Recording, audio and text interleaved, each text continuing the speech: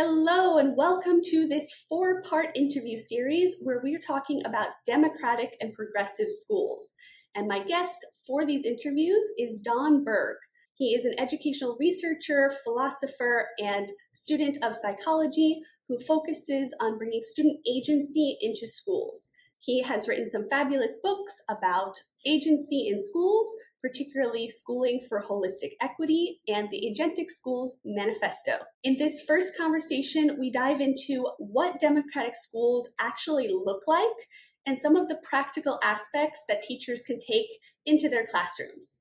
Again, this is a four-part series, so make sure you stick around for all of the different episodes that are going to be released shortly. And if you enjoy our conversation, head over to Don's channel where he has so much more about these topics. So let's jump in. Thanks for being here today, Don. It's nice to have you. Thanks for having me. This is great, Christina. Yes. So let's jump right in. What is democratic, progressive, alternative education? Because these words are kind of synonymous, but with mainstream traditional education, it's a whole new world. So can you tell us a little bit, like, what exactly is it? Give us a little bit of history and maybe some example schools that we could find out more about. So the terms get intermixed, and people coming from the mainstream sort of lump them all together, which is not entirely unreasonable.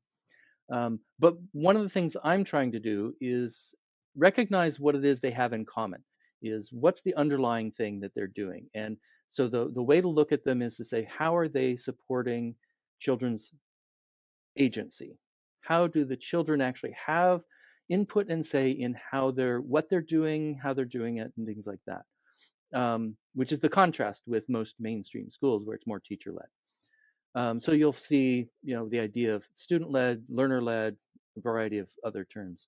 But my work is really based in psychological needs. And that's what I think is the common element among all schools that work, no matter where they fall on the spectrum, from mainstream to radically different from that mainstream, is that all effective schools, no matter what they do, support the basic psychological needs of their students. And when you do that, that produces more what we call autonomous motivation, and then autonomous motivation leads to types of engagement, specifically agentic engagement. Thus, my term, agentic schools, which is what I work on. So that's what they all have in common. Yeah. Yeah, and those psychological needs would be the competence, autonomy, and relatedness, right?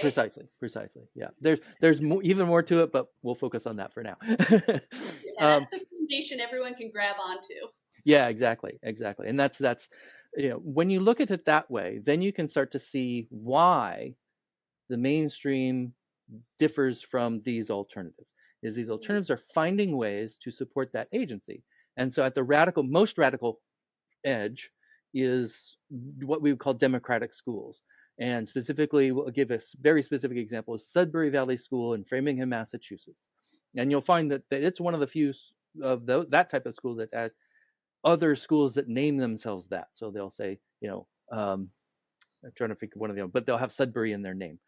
Um, Sudbury is not only the kids are free to decide what to learn, how to learn it, who to learn it with every day, and so they get to make choices all the time, and that's the agency piece, is they get to make decisions about what they're doing. Now that doesn't mean they are free to make any decision.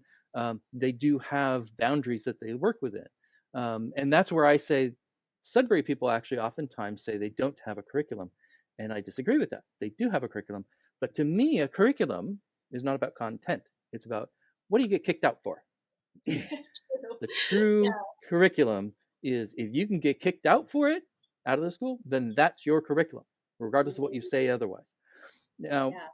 It's like the it, expectations and how the authority works with the teaching relationship, especially if the kids have so much agency, who actually decides what's happening.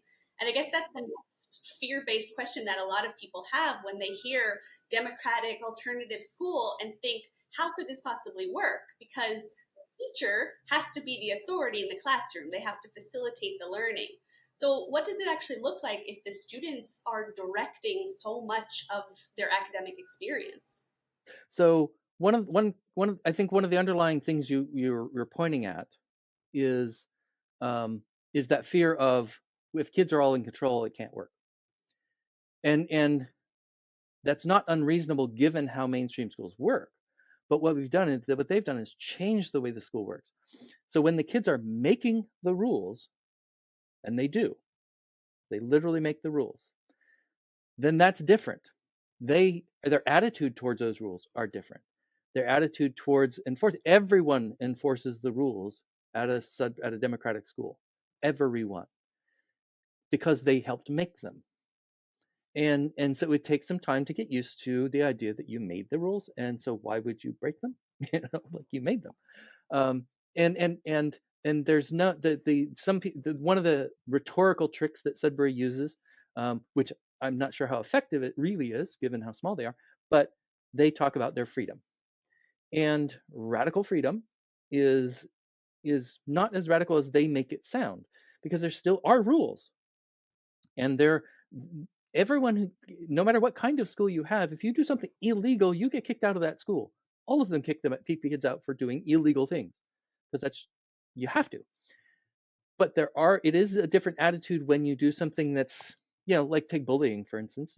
Bullying exists in democratic schools, but the how it exists is different, because it gets confronted, and it gets confronted by the peers, not necessarily the adults.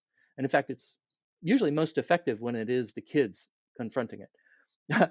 I, I remember I was at a Sudbury conference, and there was a story of how this adult came in. He was hired into, a staff person, and was trying to implement some rule, and it was basically giving adults more power. And all the kids organized and said no. And they literally had a campaign. They had signs. They really went out of their way to say, no, this is a child empowerment zone, and we are not going to agree to that rule. So it does happen that the adults might overstep their bounds, but because it's democratic, the kids can say, no thanks, and the system is set up to respect that decision, particularly, especially when it's a collective decision. It's one of the sort of ways that they operate is it is very much aware of individual rights as well. That's actually one of the strengths, one of the strongest things about Sudbury in particular in their literature. Some of the founders that they have had were really into a sort of more libertarian view of things, but that's not necessarily reflecting exactly how it really works. Even though they emphasize individual freedom, that's a rhetorical stance. Interviewing an Irish Sudbury school, and they're like, "Oh my gosh, you kidding? You can't do anything without the collective. Like you really have to understand you're in a community, and you have to respect the needs and wishes and desires of the whole in order to have maximum individual freedom. It is both. So that's an interesting element of it. It's almost like shrinking down a style of society where there is more individual freedom, and like you said, the agency is really centered.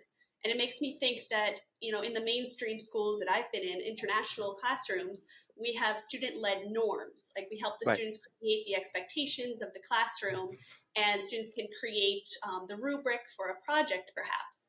Right. But that space to really create the idea about what the school is like, Right. that's still something we could bring in over time. And I Exactly. think having more conversations with the students, giving them more voice, is part of, what modern school is looking towards. But maybe we're not centering the students' ideas in all of the spaces that we could, particularly in the governance of the school, and creating some of those collective norms, because a democratic system should have equal representation and participation. Right, and that's one of the things where actually the mainstream can take things from these democratic models, is to say, what can you do in terms of, and the term to search on in Google is student voice.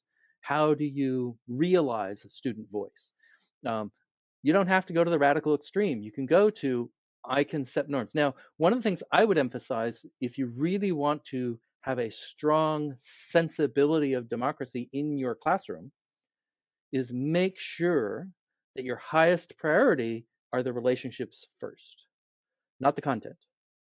You'll get a lot of content done. If you want to read a bestseller on somebody who really did this well, is Teach Like Your Hair is on Fire.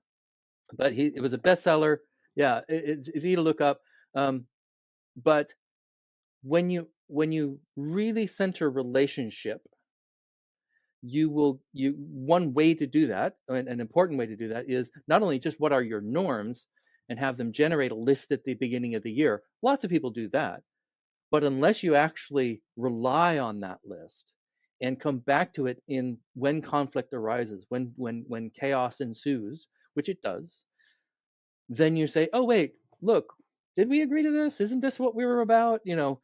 And one of the valuable things about that, that shifts a valuable shift to more democratic ways of being, is to put your expectations outside of yourself as teacher. So we're talking about a mainstream classroom here. You need to be able to say, outside of yourself, here's what we have all agreed to. So when you can do that, then you can be like, oh, isn't this what we're doing? No, we're doing, okay, well, let's get together and figure out what we're doing now. Because if we're not doing that, we need to figure out what it is. But what that does is you join them on the same side of the authority. And if you can point to the outside and say, I thought we agreed to that, in a curious tone, um, then you open a conversation. But you have to be centering, like, what you're really taking as your most important center focus is, how is my relationship with these children? What are we doing? With each other as well, because that's what you're speaking about when you talk about the bullying and keeping everyone accountable. They're building their sense of responsibility because they have ownership in this community. It's their school, it's not a school that they attend.